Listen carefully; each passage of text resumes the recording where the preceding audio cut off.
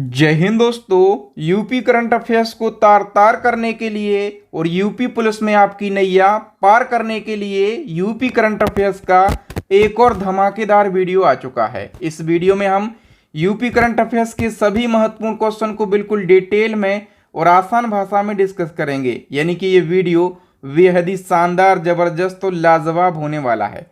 आइए शुरुआत कर लेते हैं नंबर फर्स्ट क्वेश्चन से। भारत के पहले जैविक यानी कि ऑर्गेनिक रेस्टोरेंट का उद्घाटन कहां पर किया गया? दोस्तों, पूरे देश का पहला ऑर्गेनिक रेस्टोरेंट है और इसका उद्घाटन किया गया है यूपी की राजधानी लखनऊ में।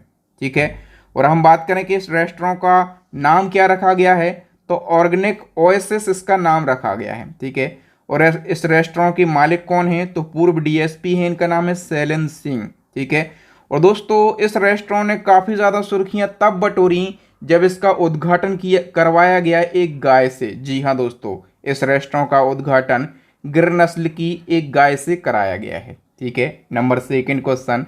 वन्यजीव संस्थान की रिपोर्ट के अनुसार उत्तर प्रदेश में गंगा डॉल्फिन की संख्या कितनी है? यूपी में गंगा डॉल्फिन की संख्या 2000 से ज़्यादा है। अब गंगा डॉल्फिन से कई सारे क्वेश्चन पूछे जाते हैं। भारत में सर्वाधिक गंगा डॉल्फिन कहाँ पर पाई जाती हैं? तो आप कहेंगे उत्तर प्रदेश में। और उत्तर प्रदेश का जलीय जीव कौन सा है? तो आप कहेंगे गंगा डॉल्फिन यूपी का जलीय जीव है। ठीक है, और गंगा डॉल्फिन को अन्य किस नाम से जाना जाता है? तो इसको सूसू के नाम से जाना जाता है।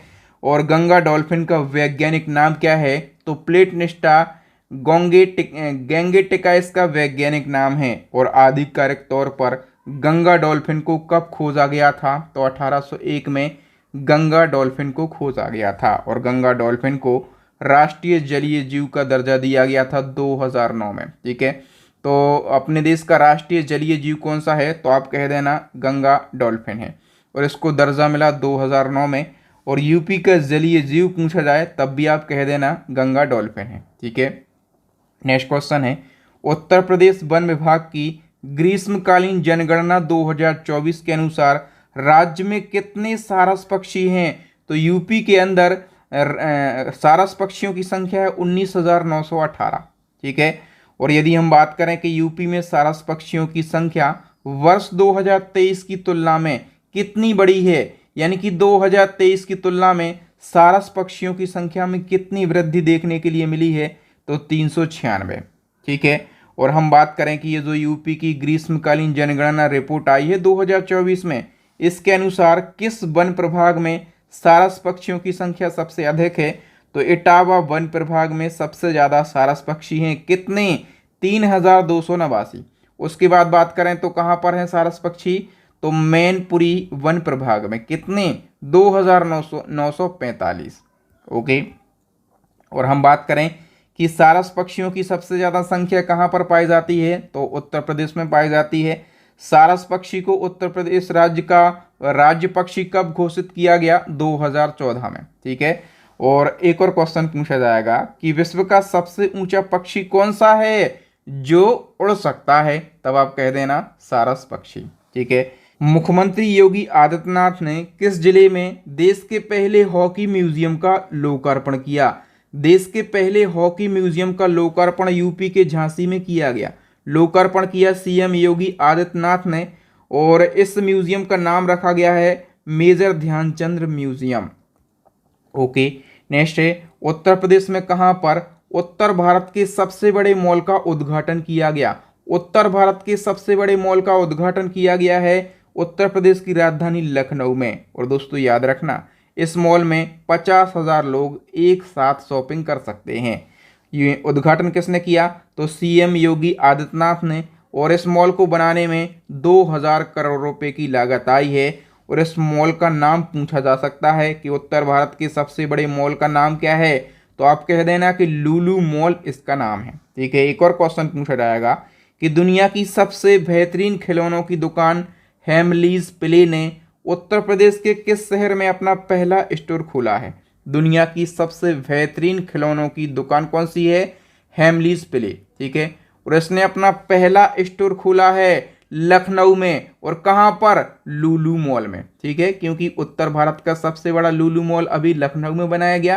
तो हेमलीज प्ले ने अपना पहला स्टोर भी यहीं पर खुला है। ठीक है, अयोध्या में भव्य मस्जिद बन रही है। ठीक है, राम मंदिर तो बन ही चुका है, लेकिन भव्य मस्जिद भी बन रही है, और इस मस्जिद का नाम पूछा जाएगा तो आप कहेंगे मोहम्मद बिन अब्दुल्ला मस्जिद इसका नाम रखा गया है। ठीक है, बताइए हर तहसील स्तर पर फायर स्टेशन यानी कि अग्निशमन केंद्र खोलने वाला भारत का पहला राज्य कौन सा बनने वाला है? तो यूपी बनने वाला है। आग से बचाव के उपायों के बारे में जन जागरूकता बढ़ाने के लिए उत्तर प्रदेश सरकार ने वन अग्नि सुरक्षा सप्ताह कब से कब तक चलाया?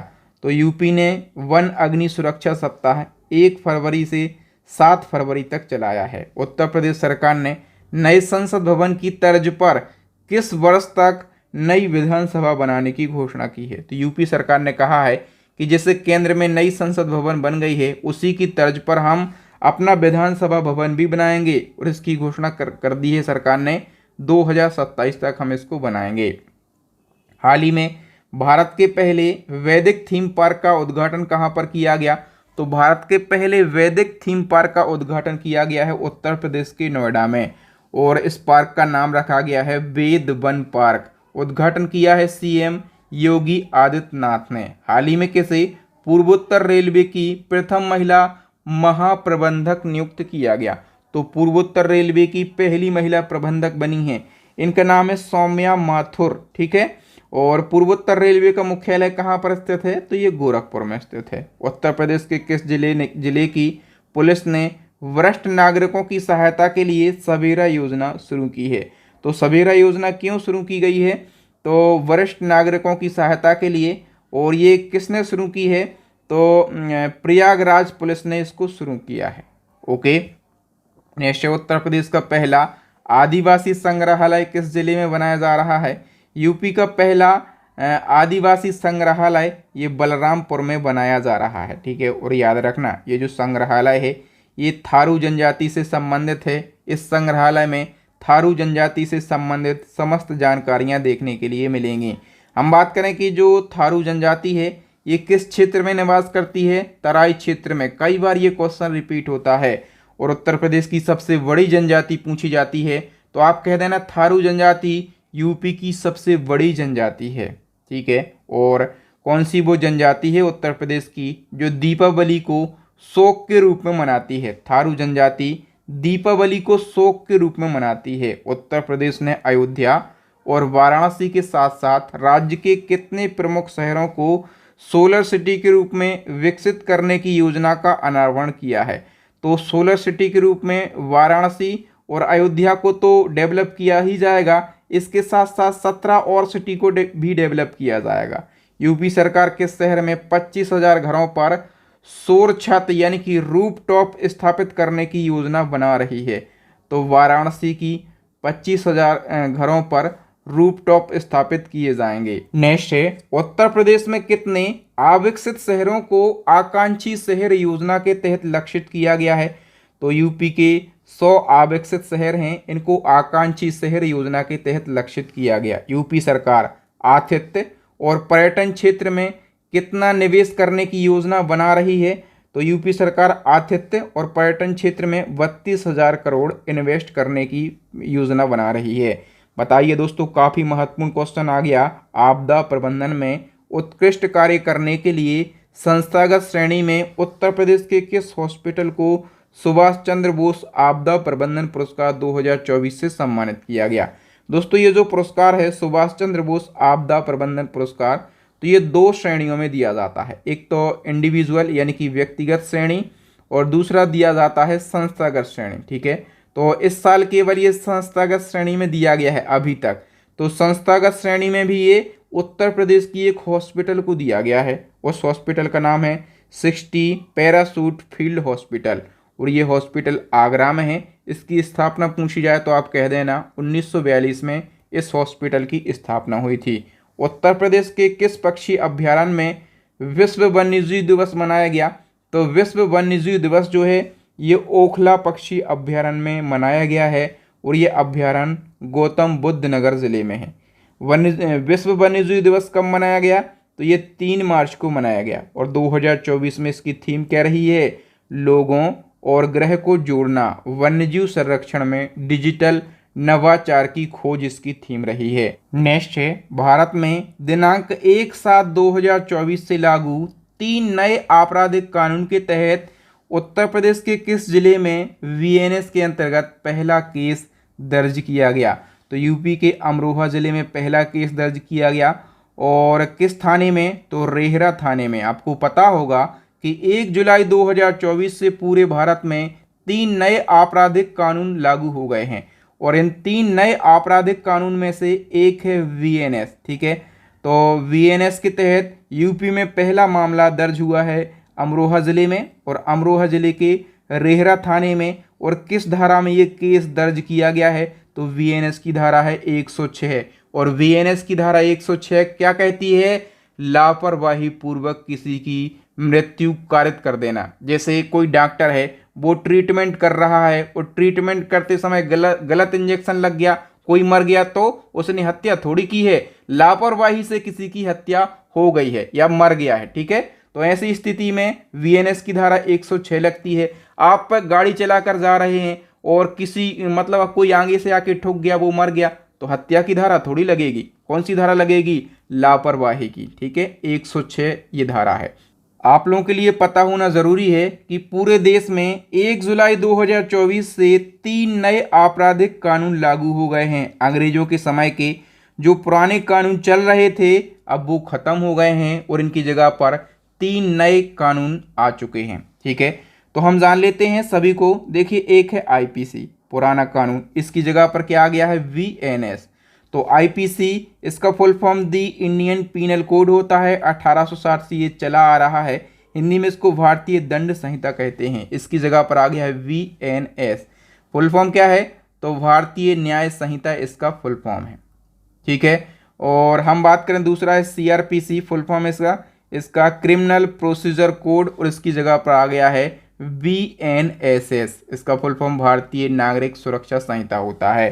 तीसरा कौन सा था? इंडियन एविडेंस एक्ट और इसकी जगह पर आ गया है भारतीय साक्ष्य अधिनियम 2023। ठीक है, और दोस्तों ये जो 3 नए आपराधिक कानून हैं इनको सामूहिक रूप से क्या कहा जा रहा है? भारतीय आपराधिक कानून संहिता यानी कि वीसीएलसी इनको संयुक्त रूप से कहा जा रहा है। ठीक है दोस्तों, इसी प्रकार से यदि आप बिल्कुल डिटेल में करंट अफेयर्स को पढ़ना चाहते हैं, यूपी जीके को पढ़ना चाहते हैं, यूपी करंट अफेयर्स को पढ़ना चाहते हैं, तो हमारी UP GK plus current affairs की ई बुक लॉन्च हो गई है।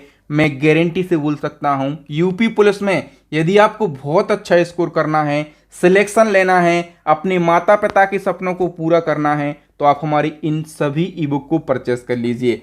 एक हमारी ई बुक है स्टैटिक जीके की रामबाण ई बुक। इस ई बुक के अंदर आपको सारे सब्जेक्ट मिले हैं क्विक रिवीजन के लिए, केवल और केवल यूपी पुलिस के लिए ये ई बुक डिज़ाइन करी गई हैं। ठीक है, मतलब 5100 से ज़्यादा वो क्वेश्चन हैं जो बार बार रिपीट होते हैं और आपके ये जो एग्ज़ाम चल रहा है इसमें भी आने की पूरी संभावना है। ठीक है, तो स्टैटिक जीके की ई बुक परचेस कर लीजिए और यूपी जीके प्लस करंट की ई बुक परचेस कर लीजिए और नेशनल और इंटरनेशनल करंट अफेयर्स की ई बुक भी लॉन्च हो गई है। ये तीनों ई बुक आपको यूपी पुलिस में सिलेक्शन दिलाएंगी, ये मेरी गारंटी है। ज़रूर परचेस कर लीजिए, लिंक मिलेगा आपको वीडियो के डिस्क्रिप्शन में। और यदि आपको कोई दिक्कत परेशानी समस्या आ रही है तो व्हाट्सएप नंबर मिलेगा आपको वहीं पर डिस्क्रिप्शन में, आप हमसे कांटेक्ट भी कर सकते हैं। अभी डिस्काउंट भी चल रहा है तो फटाफट से आप इनको परचेस कर लीजिए। नेक्स्ट क्वेश्चन है, यमुना एक्सप्रेसवे औद्योगिक विकास प्राधिकरण के द्वारा कहां पर मेडिकल डिवाइस पार्क विकसित किया जा रहा है? तो मेडिकल डिवाइस पार्क जो है ये नोएडा में विकसित किया जा रहा है। किसके द्वारा? यमुना एक्सप्रेस औद्योगिक विकास प्राधिकरण के द्वारा। उत्तर प्रदेश का पहला फार्मा पार्क यानी कि ड्रग पार्क कहाँ पर स्थापित किया गया? तो ये ललितपुर में स्थापित किया गया। उत्तर प्रदेश में कहाँ पर रामायण थीम पार्क बनाया जाएगा? तो रामायण थीम पार्क ये गाजियाबाद में बनाया जाएगा। उत्तर प्रदेश के किस स्थान पर भारत का सबसे बड़ा सिटी फॉरेस्ट विकसित किया जा रहा है? तो मथुरा में भारत का सबसे बड़ा सिटी फॉरेस्ट विकसित किया जा रहा है। नेक्स्ट, यूपी के पहले अंतर्राष्ट्रीय शूटिंग रेंज का लोकार्पण पीएम मोदी के द्वारा कहां पर किया गया? तो दोस्तों इसका लोकार्पण मोदी जी के द्वारा वाराणसी में किया गया है। कहाँ की प्रसिद्ध तिरंगा बर्फी और मेटल कास्टिंग क्राफ्ट को जीआई टैग दिया गया। तो ये दोनों प्रोडक्ट कहाँ के हैं? वाराणसी के। 75 जीआई टैग के साथ उत्तर प्रदेश भारत में कौन से स्थान पर आ गया है? तो जीआई टैग के मामले में उत्तर प्रदेश पूरे भारत में पहले स्थान पर हैं। उत्तर प्रदेश में सबसे ज़्यादा 75 प्रोडक्ट को जीआई टैग मिल चुका है। उत्तर प्रदेश ग्रीन हाइड्रोजन नीति के तहत कब तक 10 lakh metric tonne green hydrogen पैदा करने का लक्ष्य रखा है?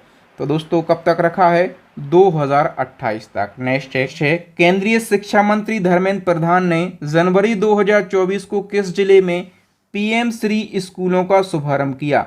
तो दोस्तों पीएम श्री स्कूलों का शुभारंभ किया गया है लखनऊ से। शुभारंभ किया है केंद्रीय शिक्षा मंत्री धर्मेंद्र प्रधान ने। बताइए सीएम योगी आदित्यनाथ ने गोरखपुर की किस झील में अत्याधुनिक सुविधाओं से लैस लेक क्वीन क्रूज का लोकार्पण किया गया? तो लेक क्वीन क्रूज का लोकार्पण किया गया है गोरखपुर की रामगढ़ झील से। ठीक है। उत्तर प्रदेश के किस शहर में राज्य का पहला भेड़ बकरी पालन प्रशिक्षण केंद्र खोला गया? तो यूपी का पहला भेड़ बकरी पालन प्रशिक्षण केंद्र है और ये इटावा में खोला गया है। उत्तर प्रदेश का पहला गो अभ्यारण्य कहाँ पर खोला गया? यूपी का पहला गो अभ्यारण्य ये मुजफ्फरनगर में खोला गया है। हाल ही में किस राज्य ने एक सरकारी नौकरी प्रति परिवार प्रस्ताव को लागू करने के लिए एक इकाई के रूप में परिवार की पहचान करने के लिए परिवार आईडी एक परिवार एक पहचान पोर्टल लॉन्च किया? ठीक है। और किस सरकार ने लॉन्च किया है? तो ये यूपी की सरकार ने लॉन्च किया है। और ये जो पोर्टल है, ये पोर्टल की आईडी क्या है? तो familyid.up.gov.in इसकी आईडी है या फिर ये पोर्टल है। उत्तर प्रदेश के किस जिले में वासुदेव वाटिका का निर्माण किया जाएगा? मथुरा में वासुदेव वाटिका का निर्माण किया जाएगा। हाल ही में उत्तर प्रदेश ने सड़क सुधार के लिए कौन सी योजना शुरू की है? तो मुख्यमंत्री सड़क सुधार योजना शुरू की है यूपी की सरकार ने। नेक्स्ट क्वेश्चन है, उत्तर प्रदेश के किस जिले में संघाई सहयोग संगठन यानी कि एससीओ की पर्यटन मंत्रियों की बैठक का आयोजन किया गया? तो अभी पिछले साल एससीओ की जो पर्यटन मंत्रियों की बैठक का आयोजन है ये वाराणसी में किया गया था। उत्तर प्रदेश में पीएम ई बस सर्विस स्कीम के तहत कितने ज़िलों में ई बस चलाने का निर्णय लिया गया? तो 19 ज़िलों में ई बस चलाई जाएंगी पीएम ई बस सर्विस स्कीम के तहत। आरबीआई की रिपोर्ट के अनुसार उत्तर प्रदेश निजी निवेश पाने में वर्ष 2022-23 में कौन से स्थान पर था? तो यूपी निजी निवेश पाने में पहले स्थान पर था। ठीक है। बताइए, रेस्पायरर लिविंग साइंसेस की रिपोर्ट के अनुसार 10 सर्वाधिक प्रदूषित शहरों में उत्तर प्रदेश के किन शहरों को शामिल किया गया?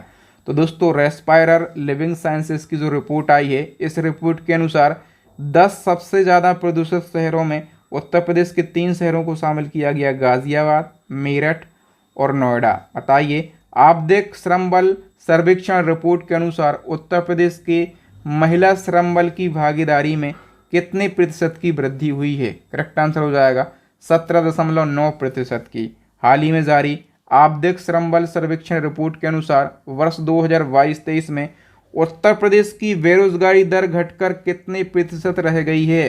तो उत्तर प्रदेश में बेरोजगारी दर जो है ये 2.4% रह गई है। नीति आयोग की जो रिपोर्ट आई है राष्ट्रीय बहुआयामी गरीबी सूचकांक, इसके अनुसार वर्ष 2015-16 से वर्ष 2019 से 21 के बीच में सबसे ज़्यादा किस राज्य के लोग गरीबी से बाहर निकले हैं? तो सबसे ज़्यादा यूपी के लोग गरीबी से बाहर निकले हैं। इस रिपोर्ट के अनुसार उत्तर प्रदेश में सबसे अधिक 3.43 करोड़ लोग गरीबी से मुक्त हुए हैं, याद रखना। बताइए, AK-203 असॉल्ट राइफल का निर्माण उत्तर प्रदेश के किस स्थान पर किया जा रहा है? करेक्ट आंसर हो जाएगा दोस्तों ये जो AK-203 असॉल्ट राइफल है इसका निर्माण अमेठी में किया जा रहा है। कचरे से कोयला बनाने वाला देश का पहला संयंत्र किस शहर में बनाया जा रहा है? तो कचरे से कोयला बनाने वाला जो देश का पहला संयंत्र है ये वाराणसी में बन रहा है। भारत का सबसे बड़ा प्लास्टिक कचरे से ईंधन बनाने वाला प्लांट कहाँ पर बनाया जाएगा? प्लास्टिक कचरे से ईंधन बनाने वाला प्लांट ये अयोध्या में बनाया जाएगा। देश का पहला टेलीकॉम सेंटर ऑफ एक्सीलेंस कहाँ पर स्थापित किया जा रहा है? करेक्ट आंसर हो जाएगा सहारनपुर में। जितने भी क्वेश्चन करवा रहा हूं ना, सारे के सारे क्वेश्चन 5 स्टार वाले क्वेश्चन हैं, और देख लेना एग्जाम में यही क्वेश्चन सीधे के सीधे छपे मिलेंगे, इसलिए आप इन सभी क्वेश्चन को अपने दिमाग में छाप लो। 2-3 बार वीडियो को देखिएगा, सारे क्वेश्चन आपके दिमाग में छप जाएंगे। ठीक है, नेक्स्ट वन की हम बात करें। उत्तर प्रदेश सरकार किस कार्यक्रम के तहत स्कूल छोड़ने वाले छात्रों को वापस स्कूल लाने का अभियान चला रही है? तो यूपी की सरकार जो है ये शारदा कार्यक्रम के तहत जो बच्चे स्कूल छोड़ देते हैं उन बच्चों को स्कूल वापस लाने का एक अभियान चला रही है। सरकार जो है किस योजना के तहत मेधावी छात्रों को हर महीने सम्मानित करेगी? तो मेधावी छात्र पुरस्कार योजना के तहत यूपी सरकार जो है मेधावी छात्रों को हर महीने सम्मानित करेगी। उत्तर प्रदेश के स्कूलों में अब किस वंश के शासकों का इतिहास नहीं पढ़ाया जाएगा? तो यूपी में अब मुगल वंश के जो शासक हैं उनका इतिहास नहीं पढ़ाया जाएगा। किस राज्य की जेलों का नाम बदलकर सुधार गृह यानी कि रिफॉर्म होम कर दिया है? तो यूपी की जो जेलें हैं, उत्तर प्रदेश राज्य के अंदर जो जेलें हैं उनका नाम बदलकर सुधार गृह कर दिया। उत्तर प्रदेश पुलिस का नया एथम सॉन्ग लॉन्च हो गया है। काफ़ी इंपॉर्टेंट क्वेश्चन है। तो यूपी पुलिस का नया एथम सॉन्ग कौन सा है? चट्टानों की जिद पिघला दी, बाजू को आग बनाया है, कंधे पर सितारे नहीं हमने यूपी का मान सजाया है। ये एथम सॉन्ग है, और आपसे पूछा जाएगा कि ये जो यूपी पुलिस का नया एथम सॉन्ग लॉन्च हुआ है इसके गीतकार कौन हैं? तो आप कह देना रितेश राजवाड़ा इसके गीतकार हैं, और ये सुल्तानपुर के रहने वाले हैं। और इस गीत को आवाज़ किसने दी है? तो कुंवर अंशित ने इस गीत को आवाज़ दी है। सारी बातें आपको याद रखना है, सारे क्वेश्चन मोस्ट इंपॉर्टेंट हैं। Okay, next question. Uttar Pradesh police के द्वारा यूपी के किन 2 शहरों के बीच में पहली अंतर जिला हेलीकॉप्टर सेवा यानी कि इंट्रा डिस्ट्रिक्ट हेलीकॉप्टर सर्विस की शुरुआत की गई है? किन 2 शहरों के बीच में? तो आगरा से मथुरा के बीच में। उत्तर प्रदेश की अल्टीमेट फाइटिंग चैंपियनशिप यानी कि UFC जीतने वाली पहली भारतीय महिला बनी है पूजा तोमर। ठीक है, इनका संबंध किस जिले से है? तो इनका संबंध है मुजफ्फरनगर से। ठीक है, और दोस्तों जो अल्टीमेट फाइटिंग चैंपियनशिप है ना, इसमें पूजा तोमर ने किसको हराया? ब्राजील की रेयान डॉस सेंटोस को हराया है। और इस चैंपियनशिप का आयोजन किया गया अमेरिका में, जून 2024 में इसका आयोजन किया गया। नेक्स्ट क्वेश्चन है, अन्नू रानी 19वें एशियाई खेल 2023 में महिलाओं की भाला फेंक स्पर्धा में स्वर्ण पदक जीतने वाली पहली भारतीय महिला बन गई हैं। ठीक है, इनका संबंध उत्तर प्रदेश के किस जिले से है? तो अन्नू रानी का नाम आप जरूर याद रखना, जो 19वें एशियाई खेल हुए थे 2023 में। ठीक है, इसमें भाला फेंक में गोल्ड मेडल जीतने वाली ये भारत की पहली महिला बन गई हैं। और ये कहाँ की हैं? ये मेरठ की हैं। और इनने कितना भाला फेंका? तो 62.92 मीटर का इनने भाला फेंका और इनने गोल्ड मेडल जीता। ठीक है, और 19वीं एशियाई खेलों का आयोजन मैंने बताया कि चाइना के हांगजो शहर में किया गया था। और 19वीं एशियाई खेल 2023 में पारुल चौधरी जो कि मेरठ की हैं, इनने महिलाओं की 5000 मीटर दौड़ स्पर्धा में कौन सा मेडल जीता? तो इनने गोल्ड मेडल जीता। ठीक है दोस्तों, अंतर्राष्ट्रीय पैरा बैडमिंटन चैंपियनशिप प्रतियोगिता 2024 में दिव्यांग बैडमिंटन खिलाड़ी हैं, इनका नाम है स्वाति सिंह।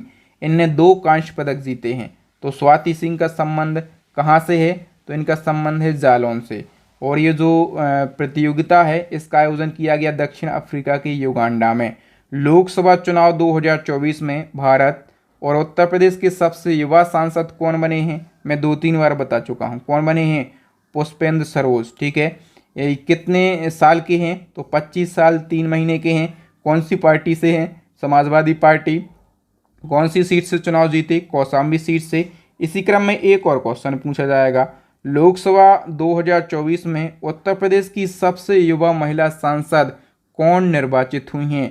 सबसे युवा महिला सांसद उत्तर प्रदेश की कौन निर्वाचित हुई हैं? प्रिया सरोज। और कितने साल की हैं? तो 25 साल 7 महीने की हैं। ये भी समाजवादी पार्टी से हैं। कौन सी सीट से चुनाव जीती हैं? मछली शहर सीट से ये चुनाव जीती हैं। नेक्स्ट, वाराणसी में हस्तशिल्प और हथकरघा उत्पादों को प्रदर्शित करने के लिए किस कार्यक्रम का आयोजन किया गया? करेक्ट आंसर हो जाएगा धरोहर काशी कार्यक्रम। बताइए, उत्तर प्रदेश में अपने कलेक्टेड में ई ऑफिस प्रणाली शुरू करने वाला पहला जिला कौन सा बना? तो दोस्तों, कलेक्टेड में ई ऑफिस प्रणाली शुरू करने वाला जो पहला जिला है ये कन्नौज बना है। अंतर्राष्ट्रीय प्रोजेक्ट मेटलैब के लिए निम्न में से किस लाइब्रेरी का चयन किया गया? करेक्ट आंसर हो जाएगा प्रयागराज की एक लाइब्रेरी है, इसका नाम राजकीय पब्लिक लाइब्रेरी। नेक्स्ट है, उत्तर प्रदेश के कितने व्यक्तियों को पद्म पुरस्कार 2024 से सम्मानित किया गया? दोस्तों, पद्म पुरस्कार 2024 जो है टोटल यूपी के 12 लोगों को दिए गए हैं। इन 12 लोगों के नाम याद रखना और इनको किस क्षेत्र में ये सम्मान दिया गया है ये भी आपको याद रखना है। ठीक है, मैंने यहाँ पर पूरी सूची बना दी है, आप लोग चाहें तो इसको एक बार पढ़ सकते हैं, स्क्रीनशॉट भी ले सकते हैं। ठीक है, पढ़ ही लेना, ये पूछा जाएगा एग्जाम में। देखिए, यूपी के 12 लोगों को पद्म पुरस्कार दिए गए हैं।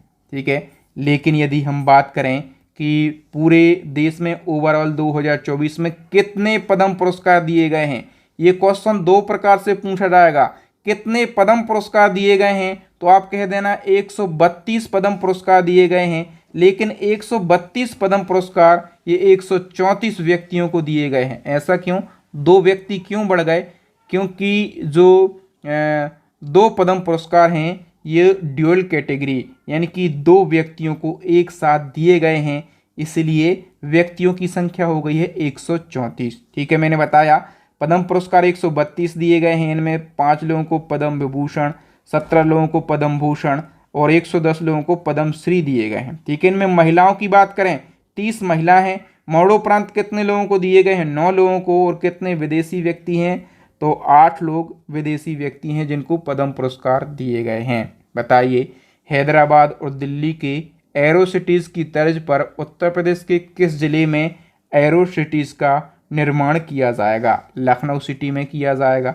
नाबालिगों के कारण होने वाली सड़क दुर्घटना पर अंकुश लगाने के लिए यूपी सरकार ने गाड़ी चलाने की अनुमति देने वाले परिजनों पर कितनी सज़ा और जुर्माने का प्रावधान किया है? तो यूपी में नाबालिगों के कारण जो सड़क दुर्घटनाएं बढ़ रही थीं उन पर अंकुश लगाने के लिए यूपी की सरकार ने कह दिया है कि यदि कोई मम्मी पापा, कोई पेरेंट्स अपने नाबालिग बच्चे को यदि कोई वाहन चलाने के लिए देते हैं और वो ठुका जाता है तो उस पर परिजन को 3 साल की सज़ा होगी और 25,000 रुपये का जुर्माना लगेगा। बालक को नहीं लगेगा क्योंकि वो तो नाबालिग है। ओके, बताइए, देश का पहला अर्बन सार्वजनिक रोपवे उत्तर प्रदेश के किस जिले में बनाया जाएगा? तो ये वाराणसी में बनाया जाएगा। चूंकि ये देश का पहला अर्बन सार्वजनिक रोपवे है इसलिए महत्वपूर्ण है, वाराणसी में बनाया जाएगा। इसका शिलान्यास भी मोदी जी ने कर दिया है। इसकी लंबाई होगी 3.8 किलोमीटर। कहाँ से कहाँ तक बनाया जाएगा? तो वाराणसी कैंट से काशी विश्वनाथ मंदिर तक बनाया जाएगा। और सड़क से ऊंचाई कितनी होगी? तो सड़क से ऊंचाई होगी 50 मीटर की। ठीक है, और निर्माण करने में 2 वर्ष का समय लगेगा। अभी आम महोत्सव 2024 का आयोजन यूपी के लखनऊ जिले में किया गया और इस महोत्सव का उद्घाटन सीएम योगी आदित्यनाथ ने किया है। और आपको पता होगा यूपी का राजकीय फल क्या है? आम है। बताइए, उत्तर प्रदेश में मैंगो पार्क का निर्माण कहाँ पर किया जाएगा? यूपी में मैंगो पार्क, ये भी लखनऊ में बनाया जाएगा। देश के पहले कन्या सैनिक स्कूल का उद्घाटन कहाँ पर किया गया? मोस्ट इंपोर्टेंट क्वेश्चन है, मथुरा या फिर वृंदावन। ठीक है, हाल ही में राज्य में बहु खतरे परिदृश्यों से निपटने के प्रयास के तहत आपदा पूर्व चेतावनी केंद्र राहत वाणी केंद्र का उद्घाटन किस स्थान पर किया गया? तो राहत वाणी केंद्र का उद्घाटन किया गया है लखनऊ के अंदर। उत्तर प्रदेश के किस जिले में मिशन शक्ति के 4थे चरण का शुभारंभ सीएम योगी आदित्यनाथ ने किया है? कहाँ से किया है? लखनऊ से। सीएम योगी आदित्यनाथ ने किस जिले में प्रदेश का पहला मिशन शक्ति कैफे का उद्घाटन किया? तो पहला मिशन शक्ति कैफे, इसका उद्घाटन गोंडा जिले में किया गया। यूपी सरकार ने कितने नगर निगमों में दीदी कैफ़े खोलने का निर्णय लिया। तो यूपी के 17 नगर निगमों में दीदी कैफ़े खोले जाएंगे। काफ़ी महत्वपूर्ण क्वेश्चन है। नेक्स्ट हमारा क्वेश्चन, इलाहाबाद हाई कोर्ट के नए मुख्य न्यायाधीश बन गए हैं अरुण भंसाली। कौन से नंबर के? 51वें नंबर के। यूपी सरकार ने खुदकुशी को रोकने के लिए, सुसाइड को रोकने के लिए किस सोशल मीडिया कंपनी के साथ समझौता किया? तो फेसबुक के साथ समझौता किया है यूपी सरकार ने। और फेसबुक का नया नाम क्या हो गया है? मेटा। ठीक है, तो आपको फेसबुक नहीं दिखेगा, क्या दिखेगा? मेटा ऑप्शन में दिखेगा। हाल ही में उत्तर प्रदेश सरकार ने एथनॉल उत्पादन को बढ़ावा देने के लिए किस देश के साथ समझौता किया है? तो यूपी सरकार ने एथनॉल उत्पादन को बढ़ावा देने के लिए डेनमार्क देश के साथ में समझौता किया। यूपी सरकार के किस जिले में डेनमार्क सरकार के द्वारा गंगा की सफाई के लिए स्मार्ट रिचार्ज लेबोरेटरी बनाई जाएगी? तो डेनमार्क सरकार के द्वारा ये लेबोरेटरी कहाँ पर बनाई जाएगी? किस जिले में? वाराणसी जिले में। ठीक है, कौन सी राज्य सरकार सभी नगर निकायों में पशु जन्म नियंत्रण केंद्र स्थापित करेगी? तो पशु जन्म नियंत्रण केंद्र स्थापित करेगी यूपी की सरकार। ठीक है, और अपने सभी नगर निकायों में स्थापित करेगी। यूपी सरकार ने किस जिले में पशु चिकित्सा विज्ञान महाविद्यालय बनाने का निर्णय लिया है? किस जिले में लिया है? गोरखपुर में। ठीक है, किस राज्य सरकार ने नंद बाबा दूध मिशन को लागू करने के लिए एक समिति का गठन किया? तो नंद बाबा दूध मिशन लागू करने के लिए यूपी सरकार ने एक समिति का गठन किया है। यूपी सरकार ने नंद बाबा मिशन के तहत नंदिनी कृषक समृद्धि योजना को कितने जिलों में संचालित करने का निर्णय लिया है? तो ये जो योजना है नंदिनी कृषक समृद्धि योजना, ये 10 जिलों में संचालित की जाएगी। ओके, नेक्स्ट क्वेश्चन की बात करें, यूपी सरकार ने किस जिले में पशु चिकित्सा विज्ञान महाविद्यालय बनाने का निर्णय लिया? ये क्वेश्चन रिपीट हो गया, गोरखपुर में। 27वां व्यास सम्मान किसको दिया गया था? तो वृंदावन की ममता कालिया के लिए। उत्तर प्रदेश सरकार ने 14 शहरों में कितनी नगर वाटिकाएं विकसित की हैं? तो यूपी ने 14 शहरों में 351 नगर वाटिकाएं विकसित कर ली। यूपी सरकार जो है राज्य के मनरेगा मजदूरों को 213 रुपये प्रतिदिन के स्थान पर कितने रुपये मजदूरी देगी? तो 213 की जगह पर क्या कर दिया है? 230। याद रखना, जो मनरेगा के मजदूर हैं उनको अब 230 रुपये दिए जाएंगे 213 के स्थान पर। ओके, उत्तर प्रदेश सरकार ने किस जिले में व्हाइट टाइगर सफारी बनाने का निर्णय लिया? तो व्हाइट टाइगर सफारी ये प्रयागराज में बनाई जाएगी। हाल ही में उत्तर प्रदेश के किस जिले में जंगल सफारी को फिर से शुरू किया गया? तो कानपुर में जंगल सफारी को फिर से शुरू किया गया। उत्तर प्रदेश सरकार ने शहरी इलाकों की सड़कों का प्रबंधन करने के लिए किस एजेंसी का गठन किया? तो करेक्ट आंसर हो जाएगा यूरेडा। ठीक है, और यूरेडा जो है इसका फुल फॉर्म पूछा जाएगा, urban road infrastructure development agency इसका फुल फॉर्म होता है। नेक्स्ट है, उत्तर प्रदेश के किस जिले में ड्रैगन फ्रूट की खेती की शुरुआत की गई? तो ड्रैगन फ्रूट खेती की शुरुआत जो है ये हमीरपुर ज़िले में की गई है। रानीपुर टाइगर रिजर्व ये भारत का 53वां टाइगर रिजर्व बना है। आपको बताना है कि जो रानीपुर टाइगर रिजर्व है ये यूपी के किस ज़िले में स्थित है? तो ये चित्रकूट ज़िले में स्थित है और ये भारत का 53वां टाइगर रिजर्व बना और भारत का 53वां टाइगर रिजर्व बना। लेकिन पूछा जाए कि उत्तर प्रदेश का कौन सा बना? तो उत्तर प्रदेश का 4th टाइगर रिजर्व बना है। ठीक है, चित्रकूट जिले के रानीपुर में ये स्थित है और अब अभी जो है भारत का 54वां टाइगर रिजर्व बना है, लेटेस्ट वाला 54वां टाइगर रिजर्व कौन सा है? वीरांगना दुर्गावती टाइगर रिजर्व। और ये कहाँ है, किस राज्य में? तो ये मध्य प्रदेश राज्य में है और मध्य प्रदेश के ये 3 जिलों में फैला है, सागर जिले में, दमोह जिले में और नरसिंहपुर जिले में। ठीक है, तो ये भारत का 54वां टाइगर रिजर्व है, लेकिन मध्य प्रदेश का कौन सा है? तो मध्य प्रदेश का ये 7वां टाइगर रिजर्व है। याद रखना सारे फैक्टों को, सारे के सारे most important fact, most important question को मैंने आसान भाषा में और डिटेल के साथ डिस्कस किया है। मुझे पता है कि आपको मेरे पढ़ाने का तरीका और कंटेंट की क्वालिटी ज़रूर अच्छी लगी होगी। अच्छी लगी है ना? दिल से बताओ अच्छी लगी है तो आप वीडियो को लाइक कीजिए और यदि आप सच में सिलेक्शन लेना चाहते हैं, आप बिल्कुल सीरियस स्टूडेंट हैं, तो आप इन सभी ई बुक को परचेस करके सिलेक्शन लीजिए, वर्दी पाइए और अपने माता पिता के सपनों को पूरा कीजिए। ठीक है, मैं फिर से बता दूं अपनी ई बुक के बारे में। यूपी जीके प्लस करंट की ई बुक है और स्टैटिक जीके की ई बुक है। इसमें सारे सब्जेक्ट मिल जाएंगे और सारे सब्जेक्ट के केवल सिलेक्टेड क्वेश्चन मिल जाएंगे।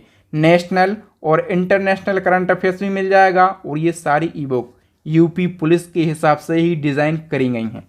ठीक है, तो सिलेक्शन लेना चाहते हैं तो इन ई बुक को ज़रूर परचेस कर लीजिए। ई बुक से क्या होता है, कम समय में आप ज़्यादा तैयारी कर पाते हैं। ठीक है, तो 2 क्वेश्चन है एज अ टेस्ट, इनका आंसर बता के जाना है। उत्तर प्रदेश के किस स्थान पर भारत का सबसे बड़ा सिटी फॉरेस्ट विकसित किया जा रहा है? एक क्वेश्चन हो गया। दूसरा बताना है कि लोकसभा 2024 में भारत और उत्तर प्रदेश के सबसे युवा सांसद कौन निर्वाचित हुए हैं? ये तो आप बता ही सकते हैं, फटाफट से बताइए और वीडियो को लाइक कीजिए, शेयर कीजिए और चैनल को सब्सक्राइब जरूर कर लीजिए, ताकि जब भी मैं वीडियो डालूं, जब भी क्या दिन में 2 वीडियो आ रहे हैं, ठीक है, तो सबसे पहले आपको नोटिफिकेशन मिल सके। सबसे पहले आपको सिलेक्शन लेना है तो नोटिफिकेशन आपको सबसे पहले मिलना चाहिए, वीडियो भी आप ही सबसे पहले देखेंगे। थैंक यू दोस्तों, मिलेंगे नेक्स्ट वीडियो में, तब तक के लिए जय हिंद, जय भारत, वंदे मातरम।